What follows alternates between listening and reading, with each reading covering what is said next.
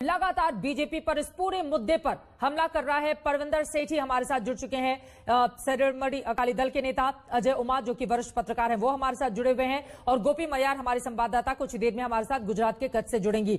लेकिन सबसे पहले गौरव भाटिया, आपका रुख करते हुए, देखिए प्रधानमंत्री नरेंद्र मोदी बार बार किसानों को समझाने की बात तो कर रहे हैं। उन्होंने उदाहरण भी दिया कि 1.5 दशक में ही कैसे गुजरात में किसानों के जीवन स्तर में बेहतरीन परिवर्तन लाने का काम उनकी सरकार ने किया था, वहां पर मुख्यमंत्री रहते हुए। लेकिन सबसे बड़ा सवाल, और अब तो शिरोमणि अकाली दल के नेता भी कहने लगे हैं, सुखबीर बादल बोल रहे हैं कि असली टुकड़े टुकड़े गैंग तो आप लोग हैं जो किसानों के हित में फैसला नहीं ले रहे। कैसे जवाब देंगे?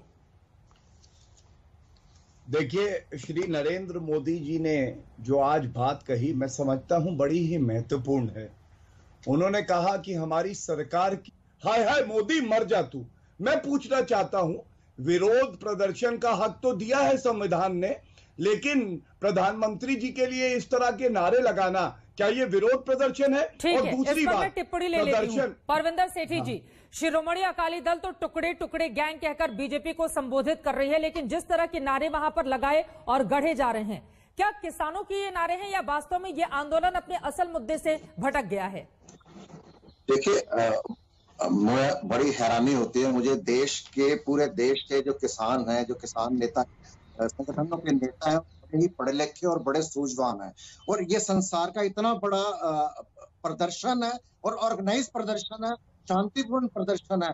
अगर उसके अंदर आके कोई असामाजिक तत्व कोई इस तरह की घटना का रूप देता है, क्योंकि किसान एक दूसरे को जानते नहीं है, वो परिवार नहीं है, बीच में कोई अपना माइक लेके कोई ऐसी बात करता है या प्रधानमंत्री जी के लिए कोई बात करता है, हम उस बात का कड़े शब्दों में निंदा करते हैं। लेकिन आप किसान की बात कीजिए, जो किसान 3 महीने से पंजाब में रेल की पटरियों पे बैठा, फिर उसने प्रोटेस्ट करने के लिए कहा मैं रामलीला मैदान आना चाहता हूँ, मैं जंतर मंतर आना चाहता हूँ। हरियाणा के अंदर उसके ऊपर लाठीचार्ज किया जाता है, उसके ऊपर वाटर कैनन का इस्तेमाल किया जाता है, उसके ऊपर टीयर गैस छोड़ी जाती है, खाइयां खोद दी जाती है।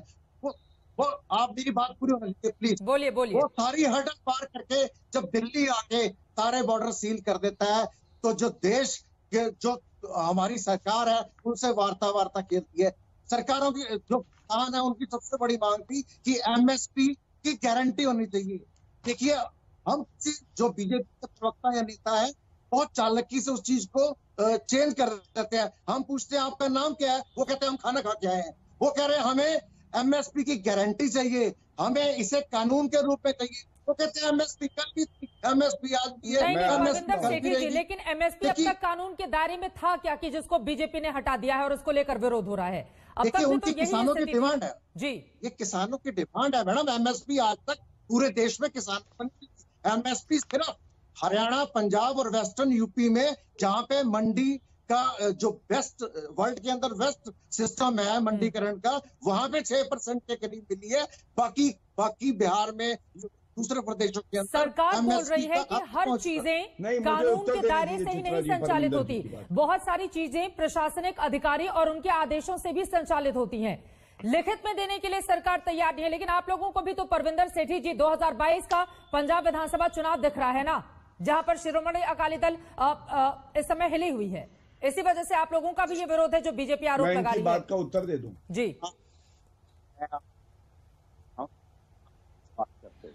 ना पार्टी बड़ी होती है, ना व्यक्ति बड़ा होता है, सबसे बड़ा देश होता है और देश से बड़े देशवासी होते हैं।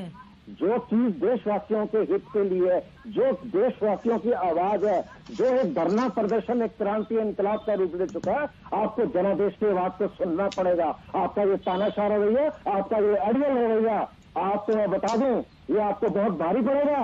आप अपने कॉर्पोरेट हाउसेस को बेनिफिट देने के लिए, कॉर्पोरेट हाउसेस से आपके क्या एग्रीमेंट हो गए? आपने जितने सरकारी अदारे हैं, LIC या बड़े बड़े, मेरी बात 1 सेकंड की बात करोगे, जिनको बेचते हैं, जो देश की 60%,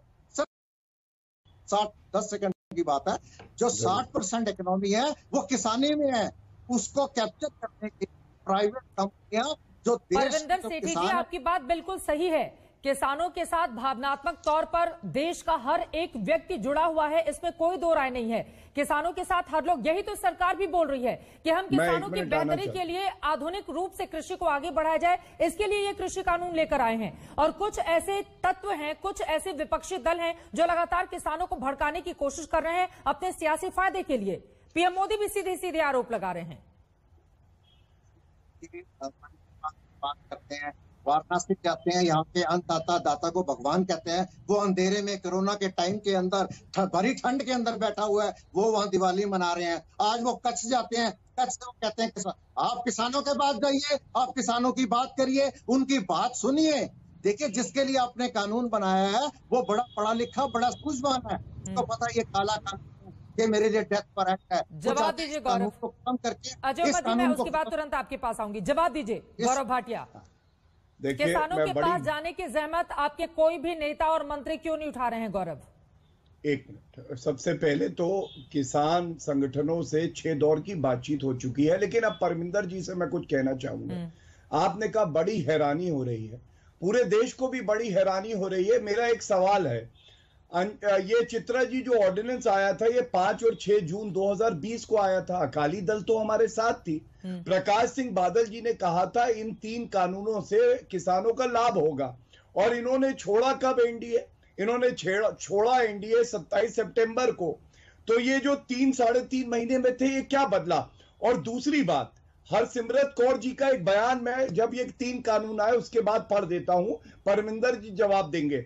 उन्होंने कहा, उनके शब्द हैं, कोट कर रहा हूं, ये ऑर्डिनेंस जो लेकर आए हैं मोदी साहब, इसमें लिखा है कि किसान को आजादी देश भर में है, वो अपनी फसल देश के किसी भी कोने में बेच सकता है, प्राइवेट को बेच सकता है, सरकारी को बेच सकता है, पूरी आजादी है उसको।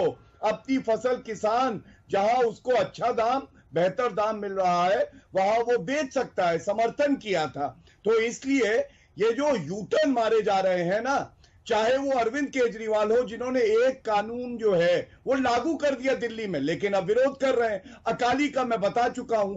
शरद पवार जी जब कृषि मंत्री थे यूपीए में, वो खुद मुख्यमंत्रियों को पत्र लिखते थे। कांग्रेस के मैनिफेस्टो में यही बात थी। तो आज विरोध किस बात का है? क्या भारत की जनता और किसान ये नहीं पूछेगी? सरकार की भाषा, उसके बाद इस्तीफा देने के साथ ही विपक्ष की भाषा, ये दोहरा चरित्र तो नहीं चलेगा ना, जो आरोप गौरव भाटिया लगा रहे हैं? मैं आपको बताऊं, ये विषय राजनीति का नहीं है। हमें राजनीति से उठकर जो सच्चाई की बात करनी है, देश के लिए बड़े चिंता का विषय है। जो गौरव भाटिया जी बात कर रहे हैं, मैं उसका जवाब देता हूं। देखिए, जब देश के प्रधानमंत्री अपने मंत्रालय में ये बहुत बढ़िया है, तो आगे फॉरवर्ड सारे मंत्री करते हैं। इनकी आवाज साफ नहीं आ रही है चित्र। उसकी तो डिस्कशन नहीं हुई कहीं पे भी। उसके बाद पहले मेरी बात पूरी होती है। उन्होंने जो कानून है, किसानों के पास गए, किसानों से डिस्कस करा, किसानों ने अपनी शंकाएं जाहिर करी। उन शंकाओं को लेकर सुखबीर सिंह बादल सरकार के पास जाते हैं और सरकार और किसानों के बीच में ब्रिज का काम करते हैं। जब वो अपने किसानों की बातों को, उनकी शंकाओं को दूर करने के लिए सरकार तैयार नहीं होती, तो मजबूर होकर हरसिमरत कौर बादल अपने मंत्री पद से इस्तीफा देते हैं। मजबूर होकर सुखबीर सिंह बादल भारतीय जनता पार्टी से अलायंस को तोड़ते हैं। मैं आपको बताऊं, जब ये अलायंस हुआ था, बिना शर्त पे हुआ था, बिना किसी राज पे हुआ था, और आज ये अलायंस टूटा है, तो देशवासियों के लिए जिन लोगों ने उन्हें चुनकर विधानसभा में या लोकसभा में भेजा है, उनका फर्ज बनता है। आप क्या कहना चाहते हैं कि कृषि कानून लाते समय क्या आप लोगों की राय नहीं ले गई थी? आप ये बोलना चाह रहे हैं कि भले ही मंत्री हो शामिल, आपकी पार्टी हो, लेकिन किसी की भी राय नहीं ली गई? किसी की भी राय नहीं ली गई।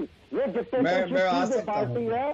देखिए, धीरे धीरे पूरे देश के अंदर गलत कह रहे हैं, इनको जानकारी पूरा देश तो फिर वो बयान जो हरसिमरत कौर ने दिया था, उसके बाद गौरव भाटिया जिसका जिक्र कर रहे हैं, ठीक है, आप 10 सेकंड का टाइम दीजिए मुझे। आप वहाँ कहते हैं टुकड़े टुकड़े गैंग, आप कभी खालिस्तान का नाम देते हैं। मैं कहता हूँ वहाँ दिल्ली पुलिस लगी हुई है, वो बीएसएफ लगी हुई है, वो सीआरपीएफ लगी हुई है, वो सीआईडी लगी हुई है, वो इंटेलिजेंस है, सीआईडी है, रॉ है।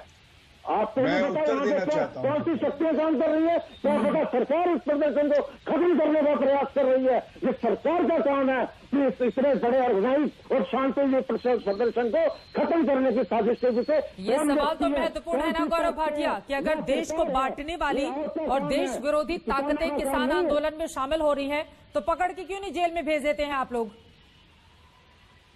चित्रा जी, फिर से एक एक करके उत्तर देता हूं। सबसे पहले तो शर्जील इमाम, उमर खालिद, वरवरा राव, इनको किसान विपक्ष बता रहा है, लेकिन ये लोग जेल में ही हैं। जेल में क्यों हैं? क्योंकि एक मजबूत सरकार है जिसने कार्रवाई करी और इनको जेल की सलाखों के पीछे डाल दिया। किसानों के बीच बैठे हुए हैं जिन पर आपका टारगेट है, वो उनकी बात कर रहे हैं। चित्रा जी, मैं एक एक करके उत्तर दे दूंगा तो बेहतर रहेगा। आपने एक सवाल पूछा, मेरी तो यही कोशिश है कि उसका उत्तर दूं। आप देखिए, दो भागों में बांट दीजिए। एक किसान आंदोलन उन लोगों का है जो किसान है, जो हमारे भाई हैं, जो हमारा गुरूर है, हमारी पहचान है, हमारा सम्मान है। उनसे बातचीत भी होगी और पूरी कोशिश की जाएगी उनकी जो सही मांगे हों, या तो उनको मना लिया जाए या मान लिया जाए, और उसका क्रम जारी है। लेकिन किसानों के बीच में जो बहरूपिये घुस रहे हैं, जो प्रधानमंत्री जी के लिए नारे लगाते हैं मार डालो, जो टुकड़े टुकड़े गैंग के मेंबर हैं, उनको कोई हक नहीं है कि किसानों के बीच में किसी और कुकर्म के लिए कहें इन्हें छोड़ा जाओ, जो मान नंबर 6 है। दूसरी बात, अकाली दल के नेता यहां पे हैं, आपको तो श्रेय लेना चाहिए। नरेंद्र मोदी जी ने ये आंकड़े दिए, आप सरकार का हिस्सा हैं। एमएसपी पे चित्रा जी, धान 5 साल जो यूपीए के थे उसमें 2 लाख करोड़ का लिया गया, हमने 5 लाख करोड़ का धान खरीदा, 2.5 गुना ज्यादा। जो गेहूं था वो यूपीए में 5 साल में 1.5 लाख करोड़ का लिया गया, हमने 3 लाख करोड़ का लिया। आप भी हिस्सा थे। आप श्रेय लेने की बजाय कि किसानों के साथ हम डट के खड़े हैं, हम उनके सम्मान की रक्षा करते हैं, आज बिना कोई प्रावधान बताए केवल विरोध इसलिए कर रहे हैं कि पंजाब में चुनाव है, और तब भी पंजाब की जनता आपको सबक सिखाएगी। आप देखिएगा, कमल खिलेगा वहां पे भी, क्योंकि हमने किसानों का हित देश दिखाएगा। सर, कमल को खिलाने में किसानों ने बहुत बड़ा योगदान दिया है गौरव भाटिया जी। 14 के मुकाबले 2019 में आप लोगों को 8% किसानों के ज्यादा वोट मिले। अगर क्रॉप पैटर्न नहीं बदली, गुजरात के किसानों ने क्रॉप पैटर्न बदली और उससे उनको काफी मुनाफा हुआ। मैं इसको कहता हूँ कैश क्रॉप पैटर्न जो है वो गुजरात में काफी किसानों के लिए फायदेमंद साबित हुई। धन्यवाद। तो क्रॉप पैटर्न को बदलने से किसानों को फायदा होता है और उसी आधुनिकता को लाने की कोशिश परविंदर जी अगर की जा रही है। देखिए, इसमें दो चीजें हैं। अगर सरकार बहुत सारे मामलों में झुकती हुई नजर आ रही है तो किसानों को भी एक कदम आगे बढ़ाने होंगे। अगर किसी भी मुद्दे पर, और वो भी जब देश की संसद से पास किया गया कोई कानून हो सर, क्या उसको सिर्फ ये कह देना नहीं आप वापस लीजिए, इससे तो कम मंजूर नहीं है, हम जिद पर हट पर अड़े रहेंगे, ऐसे भला बात कहां बनती है परविंदर सेठी जी? किसान बहुत फ्लेक्सिबल है मैडम। आप देखिए, देश का किसान बड़ा गरीब है, वो बीज भी कर्ज पे लेता है, खाद भी कर्ज पे लेता है। जब उसकी फसल खड़ी होती है तो उसका शोषण होता है। उसको वो कहता है मैं इतने पैसे इतने पैसे दूंगा, वो कहता भैया जितने देने दे, मैं अपने घर जाऊं। जो आप कॉन्ट्रैक्ट फार्मिंग की बात कर रहे हैं, उसके अंदर 2 एकड़ 1 एकड़ वाले किसान है, जैसे उसको बहुत सारे किसानों की जमीन को ले लिया जाएगा लॉन्ग टर्म लीज के ऊपर, उसके बाद उसका शोषण होगा। उसके अंदर देखिए, पहले तो ये प्रावधान था, ये बिल बहुत बढ़िया है, इसमें कोई कमी नहीं है। अब सरकार ने माना कि इसके अंदर बहुत सारी कमियां हैं। अब किसान ये कहता है कि जब उसके कमियां हैं तो आप नए सिरे से हमारे को बीच में बैठाकर हमारे बेनिफिट के लिए आप बनाइए, जैसे आप बनाएंगे हमारा कंसेंट भी रखिए और एमएसपी की गारंटी दीजिए। इसमें जिद वाली तो कोई बात ही नहीं है। वो सुझाव मांग तो रहे हैं और सुझावों के आधार पर ही परविंदर जी उन्होंने तमाम फेरबदल करने का आश्वासन भी लिखित में दिया है। अगर आप इस बात को बड़ा लंबा ना खींचें, शॉर्टकट में 7 मिनट के अंदर इसका रिजल्ट निकलता है। गृह मंत्री जी डिसाइड कर रहे हैं, गृह मंत्री जी बैठे और किसानों को देखिए, अगर आप किसानों की बात मानेंगे, आप छोटा नहीं होंगे, आपका कद बढ़ेगा, आपका पूरी दुनिया के अंदर कद बढ़ेगा और लोग इस बात को अप्रिशिएट करेंगे। आप इसको प्रैक्टिस, किसानों की बात मानेंगे तो आपका कद बढ़ेगा ही, छोटा नहीं होगा। परविंदर सेठी गिना रहे हैं, बता रहे हैं। देखिए चित्रा जी, सबसे पहले तो हमारे देश में करीब 14 करोड़ 13 करोड़ किसान परिवार हैं और उत्तर प्रदेश, मध्य प्रदेश, महाराष्ट्र और बिहार, यहाँ पे ज्यादा किसान परिवार हैं। ऐसा नहीं कहा जा सकता कि पूरे देश में किसान प्रदर्शन कर रहे हैं। केंद्र की सरकार सभी किसानों का हित जो है देखेगी। कई ऐसे किसान संगठन हैं जो समर्थन में भी सामने आए हैं। और अभी परमिंदर जी कह रहे थे कि कमियां हैं क्योंकि हमने कुछ मांगे जो किसानों की आई वो मान ली। नहीं, जब ये कानून आए तब बहुत अच्छे थे, लेकिन अगर और उत्तम बन सकते हैं और बेहतर बन सकते हैं, ये अपने आप में दिखाता है कि एक सकारात्मक सोच ये सरकार रखती है। तीसरी बात, सेक्शन 5 क्या कहता है? इन 3 कानूनों का कोई एमएसपी से लेना देना नहीं है। किसान मंडी में भी बेच सकता है और एक और मार्केट है जिसमें वो करार करेगा तो कह सकता है सेक्शन 5 में कि हम एमएसपी के 100 रुपए ऊपर बेचेंगे। ये सेक्शन 5 है। दूसरा, सेक्शन 8, किसान की जमीन नहीं ली जा सकती, किसी कीमत पे नहीं ली जा सकती। ये एक प्रोटेक्शन है किसान को। सेक्शन 15 कहां पर रह गई? आप तमाम सेक्शन गौरव भाटिया गिना रहे हैं, उसके बावजूद वो किसान इतनी ठंड में भी अड़े हुए हैं। आपको पता है ना कि उत्तर कई इलाकों में ऊपरी बर्फबारी हुई है, जिसकी ठंडी हवा इस वक्त पूरे दिल्ली एनसीआर को अपनी चपेट में लेकर रखा हुआ है उसने। मेरी बात सुनिए, किसान बीमार भी हो रहे हैं। मेरी बात सुन लीजिए, आपको उत्तर जरूर मिलेगा। आपने तो फिर समझा पाने में कामयाब क्यों नहीं हो रहे हैं? मैं समझाऊंगा अगर आप मेरी बात सुनेंगी तो। मेरी बात पूरी नहीं हुई, मैंने सेक्शन 15 की भी बात करना चाहता था जो कहता है कोई वसूली नहीं हो सकती। अब मैं आता हूं, मान लीजिए एक वर्ग है, कुछ किसान भाई बहन हैं जिनकी और उम्मीदें हैं, मांगे हैं, उनसे बातचीत चल रही है। इसका यह मतलब नहीं है कि भाई किसान का कानून आए वापस ले लो, सीए आए तो हम मानेंगे नहीं, बात तय करेगा। ऐसे अगर किसानों से आपकी बातचीत चल रही है तो उसी दरमियान आप बोल देंगे टुकड़े टुकड़े गैंग, तो आप बताइए भरोसा फिर सरकार पर कैसे होगा? मोदी मर जाए, ये किसान है, शर्जील इमाम किसान है, आपको लगते होंगे चित्रा जी? अगर आपकी नजरों में वो किसान है, आपकी नजर में नहीं। मैंने तो सवाल पूछा ना गौरव भाटिया, आपने फिर वही बात कही। दोनों तरफ से सवाल पूछना शर्जील इमाम उमर खालिद किसान नहीं है। हाँ। जान लीजिए, बिल्कुल डंके की चोट पे कह रहा हूं। मुजरिम है, राजद्रोह में उन पे मुकदमे चल रहे हैं। 1-1 साल से बेल नहीं मिली है हाईकोर्ट से, सुप्रीम कोर्ट ने मना कर दिया। इनको अब किसान बता रहे हैं नफरत की खेती करेंगे, गेहूं बोएंगे देश विरोधी, और उसके बाद किसान बन के आ जाएंगे। ये सवाल पूछिए, ये सवाल क्या जायज नहीं है? परविंदर सिंह जी, अगर कुछ ऐसे लोगों की रिहाई की मांग के पोस्टर्स के साथ वहां पर लोग पहुंचेंगे, उसका समर्थन किया जाएगा, प्रधानमंत्री नरेंद्र मोदी के लिए अभद्र भाषा का इस्तेमाल किया जाएगा और उसका सिरे से खंडन भी नहीं आएगा, तो फिर किसानों को लेकर भी तो बहुत सारे सवाल खड़े ही होंगे। तो इसको लेकर आप उल्टा बीजेपी को कह रहे हैं कि वो टुकड़े गैंग है। पहले बैठते ही सबसे पहले इस बात का खंडन किया था। देश के प्रधानमंत्री का सम्मान होना चाहिए और उनके लिए अभद्र भाषा का हम कठोर शब्दों में निंदा करते हैं। पहली बात। दूसरी बात ये है, ऐसे लोगों को मत भड़काइए हैं आप लोग। हम नहीं देते।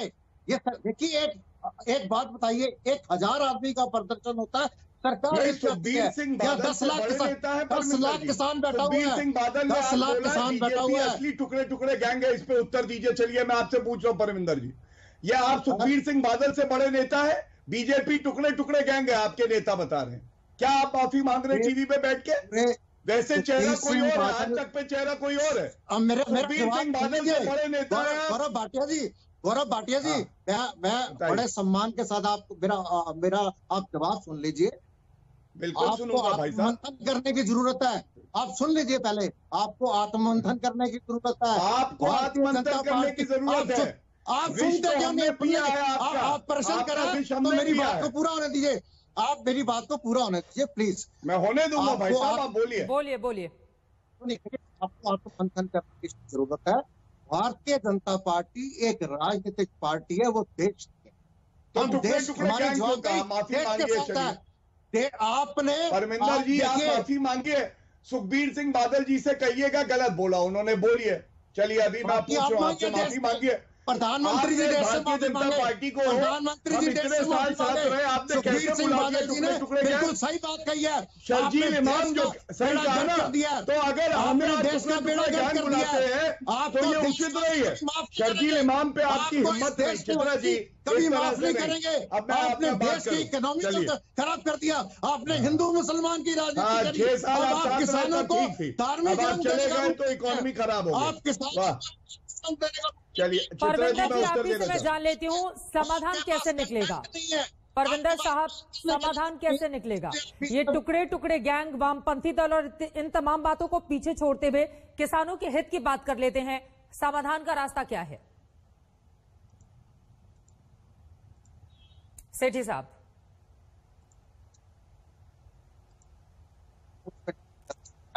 सरकार किसानों की बात सुनिए। देखिए, ये धरना प्रदर्शन एक क्रांति का रूप ले चुका है। वो कोरोना के टाइम में इतनी ठंड के अंदर आप उसको दूसरा नाम मत दीजिए प्लीज। जो अन्नदाता है वो भगवान का रूप है। गौरव भाटिया, मेरे पास समय नहीं है, नहीं तो मैं धार्मिक रूप में भी आपको अन्नदाता का सम्मान कीजिए। आप गौरव भाटिया, ठीक है, अब मैं बोलूं तो छोड़िए, बाकी दलों को छोड़िए, ठीक है, शाम की बात सुनिए। वो शांत हो जाएंगे। बोलिए गौरव भाटिया जल्दी से। चित्रा जी, बिल्कुल स्पष्ट आज तक पे कह रहा हूं, किसान भाई बहनों से हमारी बातचीत जारी रहेगी और हम लोग इस मसले का हल भी निकालेंगे।